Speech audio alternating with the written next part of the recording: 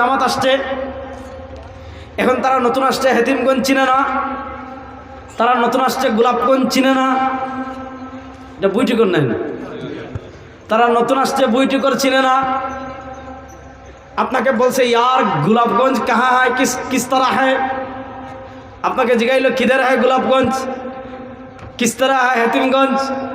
আপনি তাকে ডিরেকশন দিচ্ছেন, আপনি এখান থেকে প্রথম যাবেন বুইটিকর, ওখানে দাঁড়াবেন, দেখবেন সিএনজি ডাকতেছে গোলাপগঞ্জ গোলাপগঞ্জ গোলাপগঞ্জ গোলাপগঞ্জ।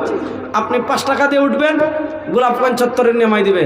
আপনি এখান থেকে যাবেন বুইটিকর, গিয়া রাস্তা পাড়ি দিবেন না, এপারে থাকবেন, দেখবেন সিএনজি ডাকতেছে হেতিমগঞ্জ হেতিমগঞ্জ হেতিমগঞ্জ হেতিমগঞ্জ। আপনি উঠলে আপনাকে হেতিমগঞ্জ নামাই দিবে।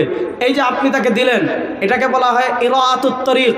আপনি তাকে হেদায়েত দিয়েছেন, আপনি তাকে পথের সন্ধান দিয়েছেন, আপনি তাকে গোলাপগঞ্জ যাওয়ার পথ বাতলে দিয়েছেন, আপনি তাকে হেতিমগঞ্জ যাওয়ার পথ বাতলে দিয়েছেন। মুসলমান শুনেন, আমরা আগের হাদিস থেকে বুঝলাম দুনিয়াতে পথ হবে অনেক, দুনিয়াতে মত হবে অনেক। আপনি গোলাপগঞ্জ যেতে চাচ্ছেন, আপনি এখন গোলাপগঞ্জ যেতে হলে গোলাপগঞ্জ যাওয়ার একটা রাস্তা আছে, ওই রাস্তা বাদ দিয়ে আপনি যদি এদিকে যান আপনি গোলাপগঞ্জ যেতে পারবেন না, আপনি এদিকে যান আপনি গোলাপগঞ্জ যেতে পারবেন না। আপনি গোলাপগঞ্জ যাওয়ার একটা নির্দিষ্ট রাস্তা আছে, ওই রাস্তা ধরে যদি আপনি আগান আপনি গোলাপগঞ্জে পৌঁছাবেন।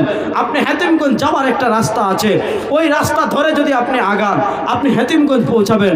ঠিক তেমনিভাবে আমরা যে দুনিয়াতে এসেছি আমাদের সকলের চূড়ান্ত গন্তব্য জান্নাত। জান্নাত ছাড়া মুমিনের আর কোনো গন্তব্য নাই, জান্নাত ছাড়া মুসলমানদের আর কোনো গন্তব্য নাই। এখন দুনিয়াতে পথ হবে অনেক, দুনিয়াতে মত হবে অনেক। এবার